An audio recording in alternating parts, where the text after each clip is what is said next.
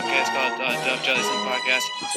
He probably doesn't remember this at all. Yeah, we work together. It's easy. This is kind of real. Like, holy shit. And so it's really cool to get to be a part of that. Hey, you know how it is, though. Hey, when you now tune into the biggest ever. We're not here just to take part. We're here to take over.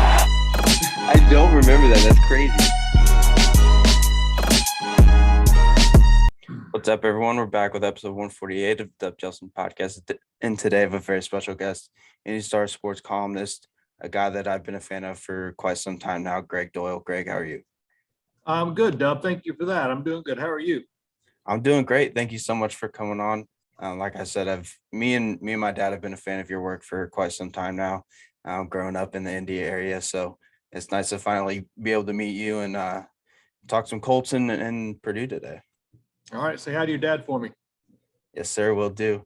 Okay. So obviously, this was after, I guess the timing was just right, but right after we kind of scheduled this, Matt Ryan got traded to the Colts. So from the jump, what was your first impression of the move?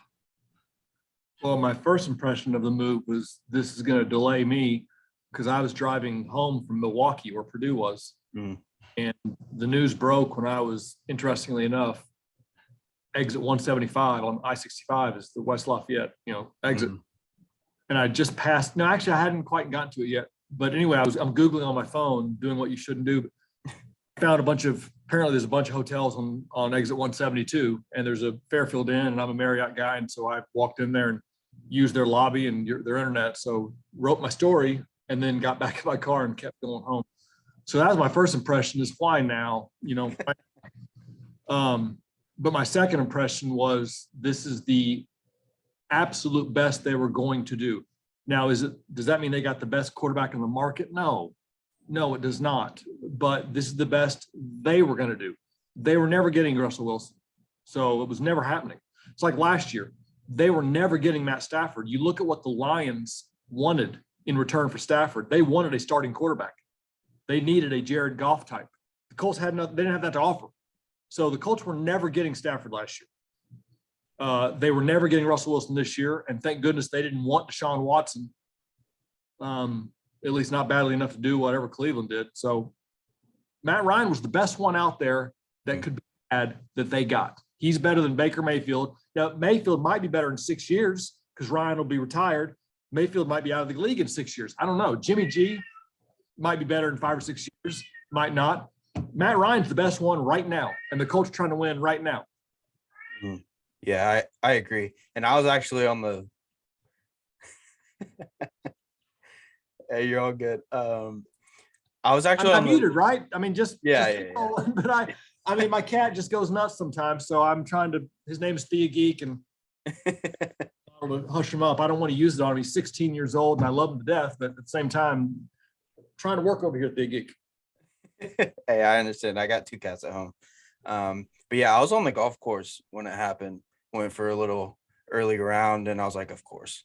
But yeah, I agree with you there. I mean, you look at the guys that have been moved in the league just as obviously, like Russ and Watson are the top 2, obviously, but the Colts were really never in those conversations.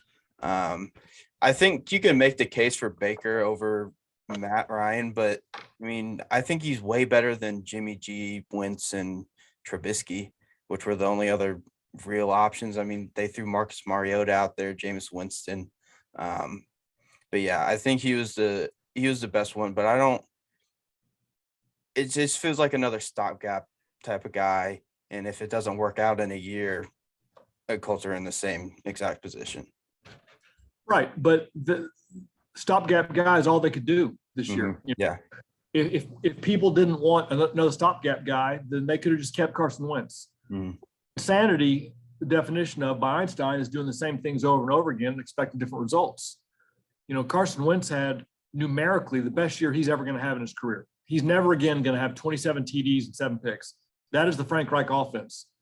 And still, he wasn't good enough. And it's one of those things, if all you see are the numbers, you think he's good enough.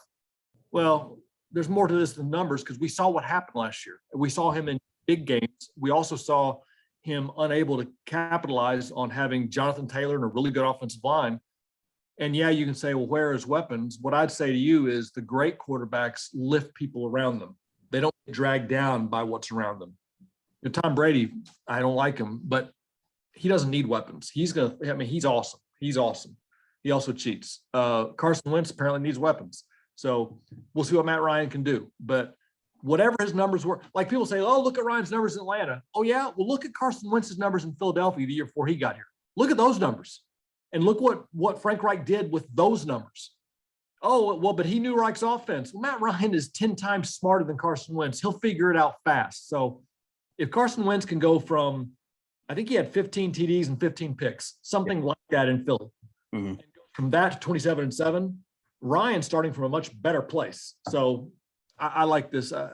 Do I wish they had a 22-year-old stud that would be here for 12 years? Well, sure. But that guy doesn't exist. So they did the best they can do. Yeah, I agree. And I texted this to Derek Schultz yesterday, but I was going back and looking at kind of similar stats for guys that are close to Matt Ryan. And Stafford, and now this is excluding 2021 because he had sort of a down year. But I mean, when he had Calvin Ridley and Julio, Matt Ryan threw for like 26 touchdowns, 11 picks, 4,500 yards, and a QBR close to 60. I mean, that was basically the exact same numbers as Matt Stafford in 2020. So, I mean, that's something I didn't even think about. And Colts got him for a 3rd-round pick, and then Rams had to give up a king's ransom to get Stafford. Right, and they're about the same age, and now it's got the arm strength and whatnot. But yeah, I would rather. I mean, listen, all things being equal, I'd rather have Stafford than Ryan. And not just because of the Super Bowl this year. I would rather, a year ago, if I'd had my choice, I'd take Stafford over Ryan, but you can't get Stafford either. So yeah, I mean, the people that want to be down on this move are people that want to be down on Chris Ballard, and they just, all these things until we see the reality on the field, they're all open to interpretation, which means we all bring our baggage into it. If you're inclined to like and believe in Chris Ballard, you're going to like and believe in this move. If you're inclined to not like and believe in Chris Ballard, you're going to not like and believe in this move. It's like so many things in the world today. There's two sides, and people are dug in. They don't want to hear to the other side. So that's the way it goes. Yeah, and I think he'll play a similar style to Phillip Rivers, who, I mean, that was kind of remarkable, the job that Frank Reich did with Rivers, just given his deteriorating arm. He's kind of like Drew Brees out there in his final year, but I mean, went to the playoffs. I think that ceiling of like 11-6, 10-7 is achievable, and maybe winning a playoff game. They got to get a little bit more help. They've got to get whoever the quarterback was, even if it's going to be Wentz. They obviously need a left tackle. They don't have one. Mm-hmm. No, say it's that guy, and I forget his name, because Pryor. I mean, if it's Pryor, they're in trouble. Pryor was decent as a stopgap and a swing tackle and all that, but it can't be Matt Pryor. It can't be him. So they need a left tackle, and those are hard to find. They do need more help at receiver. I mean, they've lost Pascal and T.Y. Hilton. Not that either one's a big loss at this stage in either of their careers, but still, they need bodies at receiver, and they need a good one. So we'll see. And they also need another guard, although Reed's here. So they got some pieces they still got to get, but I like the fact they've got a handful of stars. They've got like Darius Leonard. The Colts won whatever they won last year, 9 or 10 games, mainly because of Darius Leonard and Jonathan Taylor. Those guys are back, so that's a good place to start. Yeah, and I think, I mean, you look at the kind of the positions of need. The two main ones are left tackle and wide receiver, and then we could use some depth on the edge rushers and whatnot, and then some other depth and other issues. But I mean, it feels like right now you got to sign a left tackle and then maybe pick up a wide receiver in free agency that's a little bit more proven. And then obviously this draft class is loaded with wide receivers, so you can get one at 42 or wherever they're picking. Yeah, right, 42, and they've got a couple thirds, and you can get a receiver in the draft for sure. You can get a couple of them. The left tackle thing, that's hard. They say you really can't find one in the draft unless you're drafting the top 10. There's only apparently 2 or 3 every year at most capable of being your left tackle coming out. And so if you're not picking the top 10, you're not going to get that guy. And they have anything in free agency. So I don't know. I don't know if Matt Pryor's what they think is going to work out. Matt Ryan is probably a little bit faster than Phillip Rivers, but he's in the Phillip Rivers category. So I don't know where their left tackle is going to come from. I didn't like it last year when they got Fisher. I didn't think that made a lot of sense coming off the Achilles. They thought it made sense. They also thought Carson Wentz made sense. So while I do believe in Chris Ballard, I think he's really good. And more importantly, people around the league think he's really, really good. He's not perfect. So he's got to fix some messes he's made. Like defensive end, they got Ngakoue about a week ago, and frankly, they stole him. You know, you can argue that the Raiders didn't want or need Ngakoue anymore because they had Max, what's his name, and they were signing somebody else.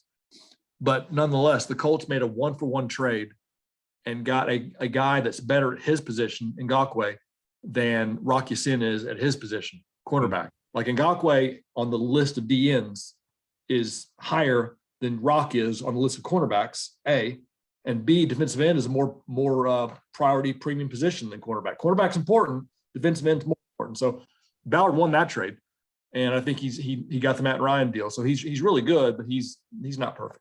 Because real quick, they got Ngakoue because his first 2 draft picks last year, Kwity Paye and the guy from Arizona State or Vanderbilt, just haven't worked out yet. I mean, they're young, so we'll see. If they were convinced, these guys they'll be fine, they wouldn't have traded Rock for a defensive end. They would have traded Rock for somebody else. Yeah, I agree. And they're bringing back Tyquan Lewis. We don't know how he'll be coming off. I think he was he tore something in his knee or broke his leg, one of the two. Hard to keep up. He gets hurt all the time. Yeah. But I mean, I want to say he was leading the team in sacks at the time he got hurt. He was playing really well. So I mean, you got some guys there. Obviously, they're going to need to step up. But like Teray hasn't really worked out since he got hurt a few years ago, and then Banugu, I don't even know if he's still on the roster anymore. Banugu, yeah, he's still on the roster, but don't know how much longer he'll be on the roster. Yeah, they've invested heavily at defensive end. Teray and Banugu were both, I believe, 2nd-round picks. Kwity Paye, 1st-round pick. Adengbo, 2nd-round pick last year. Now Ngakoue. I mean, that's heavily investing at defensive end. And despite the fact they got Buckner in the middle causing havoc, they still need more. They need more help. Yeah, and it's weird to see the state of the franchise, especially I've been a Colts fan my entire life. I mean, not having a quarterback for, I mean, whatever the stat is, 6 different starting quarterbacks in 6 years or whatever the stat is. Having that and not having like someone like Robert Mathis or Dwight Freeney coming off the edge, it's kind of crazy to see how those times have changed. Yeah, that's the nature of all kinds of sports. But yeah, people come, people go, people that have been around forever, and you think, wow, he's been around forever. They go, and then you start over. It's one of the neat things, to me, is you get all these new faces. Like at college basketball every year, that Kentucky, whoever is going to be really good, but it's always interesting to see, well, what name are we going to learn this year? Because we didn't, Paolo Banchero, whatever his name, I'd never heard of him until this year. But there's always going to be somebody next year. Mm-hmm. And I mean, going back to, I know you started with the Star in like 2014-ish, around there. Going back to then, I mean, Colts had luck. Could you have even imagined the trajectory of the franchise to where it is right now from that point? Unfathomable. No, unfathomable, because when I got here in 2014, Luck was 24 years old, something like that, 25, and he's not going to last forever, but you would have thought by 2020, 2021, 2022, he'd probably have a Super Bowl by then. Just never, I mean, no one could envision, including people like me that were covering the team and knew Luck had been hurt. Everybody knew. Mm-hmm. For him to retire and for the news to break, I was in the press box that night for that preseason game when the news broke that Luck is retiring. And I mean, you can't plan for that. The Colts weren't planning for that. And that was such a shocking thing that when it broke and Adam Schefter had the tweet, I'm looking, first of all, because there's all these stupid accounts that transpose two words and they pretend to be Adam Schefter, but they're not. And I thought it's got to be one of those. And then it wasn't. And then I thought, well, he's got to have been hacked. And he wasn't. I mean, it took me several minutes to believe that was true until someone else confirmed it. because I'm thinking until someone confirms this, Adam Schefter just got hacked by somebody because this cannot be right. I was convinced he'd been hacked. Like Andrew Luck just quit or Adam Schefter got hacked. My money is on Schefter getting hacked, and I was wrong. Yeah, it's still hard to believe that even really happened. Yeah, it's just crazy. But what do you think this team needs to do aside from getting those pieces figured out in the positions of need? What do you think that they need to do to reach that next step and get to the playoffs again? To me, it's, players get you there. It's as simple as that. I don't know anything about what they need to do off the field or in practice or schemes or this or that. Players get you there. So they need more weapons. That's what they need to do. They need to go get weapons and then just see if their weapons are better than everybody else's weapons. And that remains to be seen. What they did last year with all those turnovers, and they approached 40, and that was crazy. It was crazy good, but it was so crazy. And Darius Leonard specifically was so crazy that you can't assume that's going to happen again. Jonathan Taylor, you can kind of assume, because while that's sort of crazy, that's what he does. That's what Darius Leonard does, that stuff too, but not at the level he did it last year. So anyway, they better get some offensive weapons because they can't assume they're going to win the turnover battle 12 games out of 16 or 17 next year. Mm-hmm. There's quite a few wide receivers that are still out there that I think that the Colts could afford, and I think that they'd even want to come here. But if Matt Ryan doesn't work out, do you think that Reich and Ballard might be on their way out in terms of their job security? Yeah, they're more on the hot seat now. They enter this coming season more in the hot seat now than ever before. Obviously, time has passed, and that's what happens. So yeah, it kind of depends on what it looks like. If Matt Ryan doesn't work out and they're 7-10, I think they're okay. If Matt Ryan doesn't work out and they're 3-14, they're not okay. There's levels of how much or how badly do you not work out. I think the Colts, if they think there's a guy they can even just remotely believe in the draft, because this year's draft, there's 6 or 8 quarterbacks, and there's a couple of them that are said to be pretty good, but there's not one guy that you go, okay, he's it. There's nobody that's it. So there's going to be people available this year in the second, third round, and the Colts, package what they have and get up in there or something. I think they'd be smart to draft a quarterback. If there's someone they think they remotely believe in, take a chance on that guy. So you got Matt Ryan and then develop the other guy, unless they think Sam Ehlinger could be that guy. Maybe they do, but I think they need to stop doing the Band-Aids with Matt Ryan and Philip Rivers and having no plan B. They need a plan A and plan B. They need a plan. And people would say, oh, they need to use that draft pick for whatever. Okay, well, those picks in the past have turned out players like Teray and Ben and LaRaven Clark was a third rounder. I would rather take a chance on a quarterback than take a chance on another LaRaven Clark. And they need a plan B. Yeah, I agree. And then I don't know how many guys will be available when the Colts pick. I think probably the two most likely guys are Carson Strong from Nevada and then Desmond Ridder from Cincinnati, possibly Matt Corral just because of his injury in the Sugar Bowl with his knee. I really like him. I think he'd be good. But yeah, we're just gonna have to wait and see. Yeah, Desmond Ridder, really interesting. Look, he's real skinny. He can get bigger, but then again, mobile quarterbacks are what people are doing and are what's happening these days.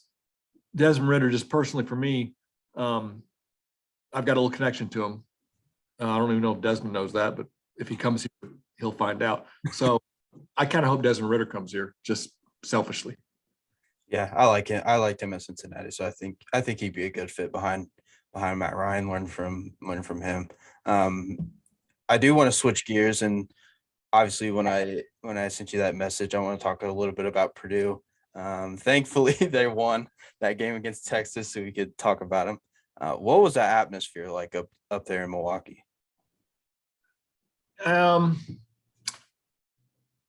the Wisconsin games, it was great because that was a red building. It's in Milwaukee. You know, Wisconsin UW is in Madison. Yeah. Like having an IU or Purdue game in Indianapolis. That's not where the college is located, but that's where all the graduates go work. So it was a Milwaukee home crowd. Purdue had itself a section, and then people mixed around there, and Texas had a smaller section. If you mix, so the atmosphere was not tremendous. It just wasn't. That's just the way it goes. But it'll be better at the next round. But it's fun to watch Purdue win. It's fun to watch that, and it's fun to watch Jaden Ivey do what he does at the times that he does it. That's a lot of fun. We're watching a future all-star in the NBA. I mean, his athletic ability is so off the charts that he's going to go to the NBA and it's going to be off the charts. There's the only guy that I know moves better than him, and this is not the guy, but De'Aaron Fox is fast. There's a Victor Old before he got hurt was fast. And those are similar guys to Jaden Ivey. The only guy that I know is a more explosive athlete than him at that size is John Morant. That's the only guy. So when you're, there's one John Morant, and there's a handful of people right below him, and he's in that handful. So he'll be a great pro. Fun to watch him. Very fun to watch him, knowing what we're watching. Yeah, Purdue hasn't had a guy like. I mean, you had the baby boilers, you had Carson Edwards, you had some guys earlier on in Paint's tenure, but they haven't had a guy that's going to go top 5 in the draft since Big Dog. I mean, I mean, they've never had someone. I mean, you could argue that maybe Carson Edwards was a better college player or what have you, just because he's played longer or whatever. Biggie Swanigan too, All-American, but Jaden Ivey is something special I've never seen out of Purdue. I mean, he does kind of remind me of Etwan Moore, not in the way they play, but just kind of the roles they have. And then, I mean, he's got that dog in him too. I can't remember the last time we had someone who could step up when we needed him most. Yeah, Carson Edwards was, as a junior, was a college player probably than Ivey, probably. But Ivey does more than Edwards. Yeah. He does more, he assists more, he's a better defender. And he ruins the floor. He ruins the defense more than Carson did. Carson was a scorer. He was going to get his point. But at the same time, watching Carson Edwards, everybody knew, you don't want to look ahead too much and ruin what we're watching now. But we all kind of knew, like, I don't know what kind of pro he's going to be. I don't know if he's a first round draft pick. You just didn't know. He's one of those guys that there's a lot of guys his size that can shoot a little bit, and we'll find out. And he's, Yogi Ferrell of IU, similar. Although Yogi's more of a playmaker, and Yogi's had his moments in the NBA. But Carson Edwards, he'll last in the league for 10 years, and there's nothing wrong with that. He's going to retire with more money than I'm going to make ever. But Jaden Ivey's different. Jaden Ivey's he's big dog like in that he's going to go to the league and he's going to get rich and make all-star teams. And Jaden Ivey, like with Big Dog, like with John Morant, you just these guys are going to be great, but you don't know how great. Like, you don't know, are we watching a guy that's going to average 20 a game for 10 years? Is this guy going to lead the league in scoring because he's just so fast? And when guys get to the league, good shooters, and he's a good shooter. He's not great yet. Good shooters that are great athletes go to the league and become better shooters because all they do is play basketball. It's all they do. And they work, and it's just the way it is. So, and you look at his trajectory as a shooter. As a freshman, he wasn't very good. And as a sophomore, he's pretty damn good. So that leap from age 18 to 19, what's he going to do from 19 to 23? That's why I say I wouldn't want to put a ceiling on Jaden Ivey. If someday he averages 30 a game, okay, in the NBA, okay, I'm not going to be terribly surprised. Hopefully, I mean, I'm a Knicks fan, kind of. I don't really I'm not a huge NBA guy, but I think it'd be super special to get Jaden Ivey in Gainbridge Fieldhouse for the Pacers. And I feel like he would be the one, because I know they had like Oladipo wanted to leave, Paul George wanted to leave. I just feel like the way he was brought up and how special Indiana is to him, that he could be that Reggie Miller type figure for the Pacers, spending basically his whole career in Indiana. Yeah, because his mom's at Notre Dame. So it's not like, yeah, well, his family's somewhere else. No, his family's right here, and she's really good. She's not going anywhere. She's got a destination job right now. So it's not like, yeah, well, she's really good, but wait until UConn hires her when Gino retires. And I suppose that is the one school that might tempt anybody, and Gino can't coach forever. But anyway, yeah, I can see him being connected here to the state forever because of him and because of his mom and all that. Now, the money, we will have to see what the money does to him. I mean, that level of money can warp you. And I would put me in that basket too. If not that I would ever have the chance at that money, but if I did, I don't know what it would have done to me. It's unfathomable, the money out there. It's unfathomable.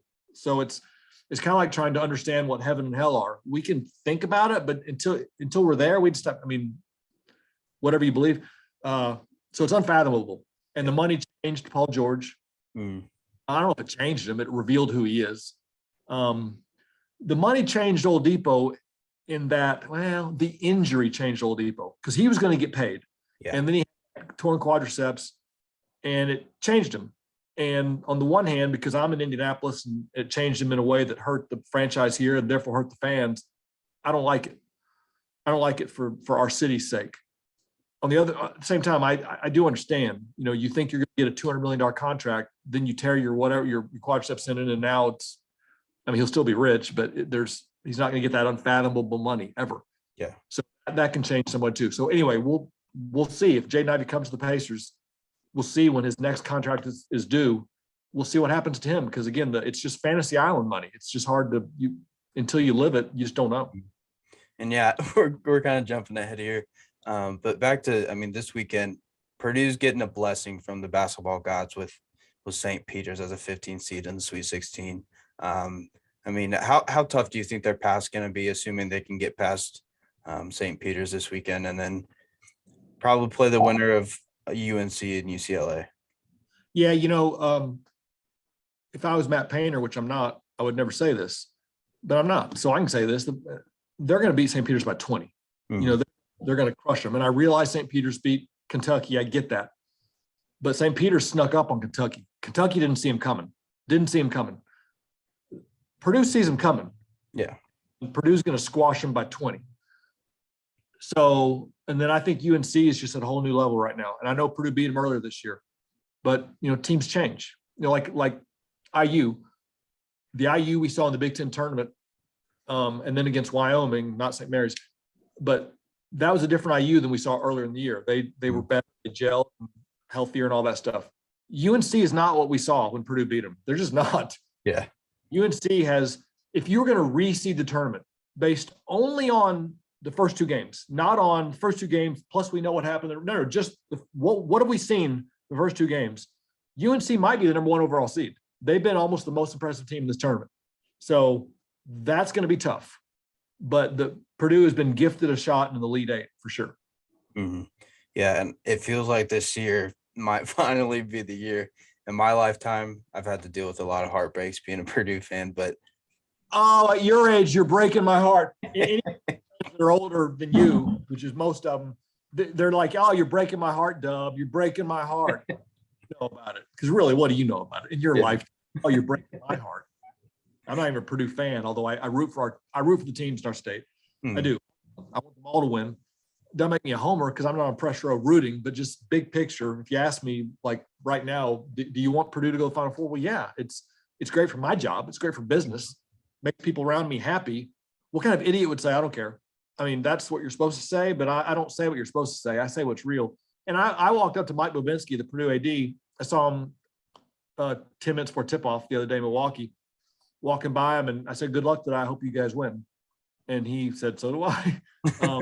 Hope they win, and my dream Final Four is Purdue, Butler, IU, and somebody else. And if it's Indiana State, that'd be great.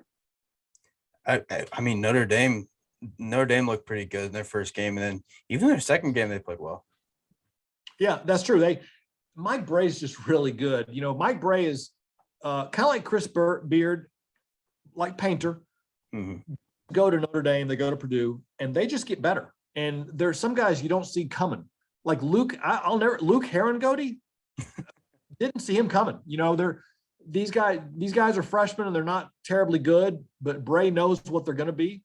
And like Matt Farrell several years ago, didn't see him coming. He's good. Bray's really good, just like Painter. Painter's really good. Brian Waddell. I don't know what's his name yet. I'll learn. He wasn't. Nobody as good as Purdue wanted him. Mm. Was wanted, but by nobody as good as Purdue. And then he gets hurt, and so we'll just have to see. I hope whatever he was going to be, he still can be. But I hear before he got hurt, Purdue was real impressed with him. And so, assuming the knee's okay, you know, you better see him coming because and I'm not saying he's a pro. I'm just saying guys at Purdue, they just get better. Yeah, and I mean the depth that they have this year is the Gatorade Player of the Year in 2021 in the state of Indiana, basketball capital of the country, of the world, maybe. He's redshirting at Purdue. That's how insanely deep. And I mean, Painter has just created this culture that's super special here at Purdue. Yeah, and guys buy into it, and which is not easy. You know, it's at this level, and as good as these guys are, and as good as people told them they were in high school, and as good as people tell them they are right now. It's not easy. And I don't, you know, something's going on with Brandon Newman, you know, and he's getting more of a shot now, and it comes and goes. And if he hits his first shot or two of the game, he'll get a lot of minutes. But he had like 9 DNPs in 13 games there. And he's a guy, you talk about Trey Kaufman-Wren got redshirted, Gatorade Player of the Year. Brandon Newman was a guy that last year averaged close to 10 points a game, scored 27 against Minnesota, I think. Yep. We saw him. He's a scorer. Mm-hmm. But this team is so deep that if that's all you can do, they don't need that. They need help. I mean, sure, if you make some shots, that'd be great.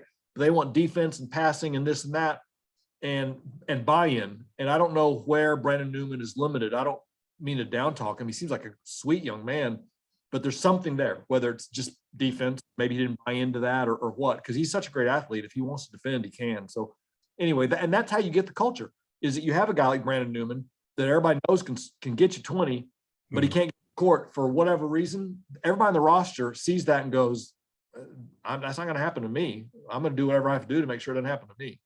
Mm-hmm. And then you just saw Ethan Morton, who I think he scored his career high against Texas. His previous high was like 7. He played the majority of the second half in place of Sasha Stevanovic just because of the defense he was playing on Marcus Carr.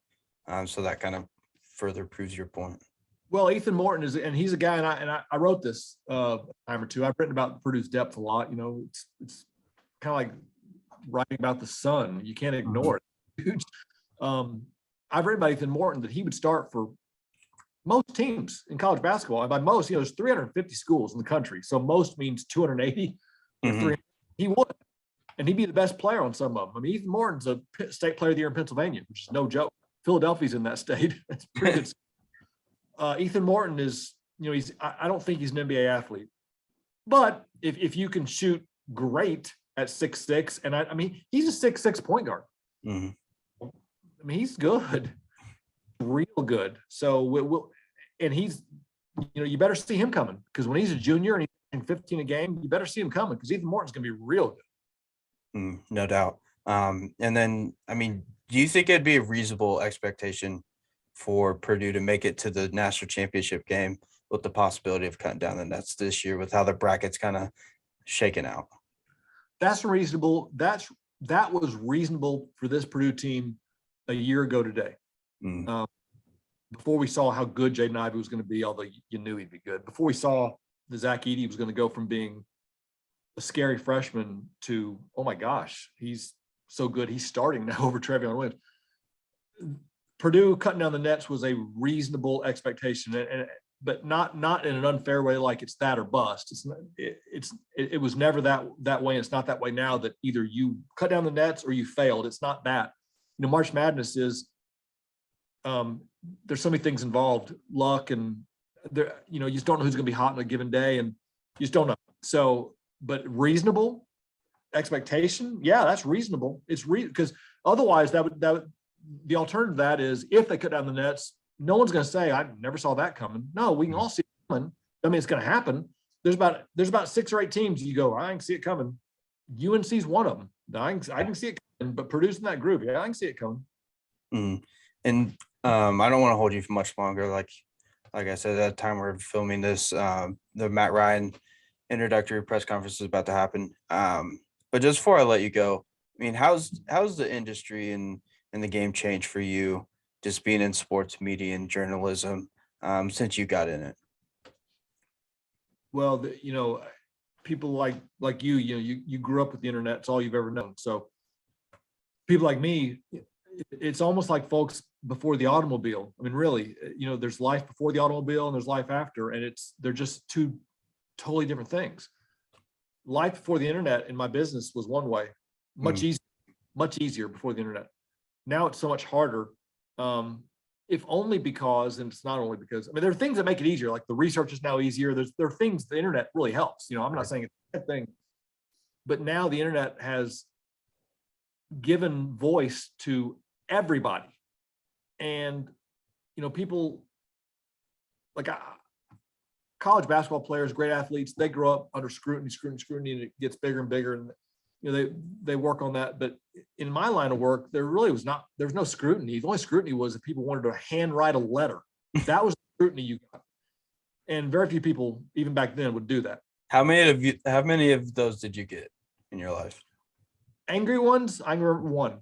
I got one. Now, what's ironic is now that I'm at the Star, I get handwritten letters all the time, but they're all nice. Almost all of them are nice. They're older readers. I mean, older. In fact, they let you know I'm 74 years old, but but it's great. And I save every one of them, and I return.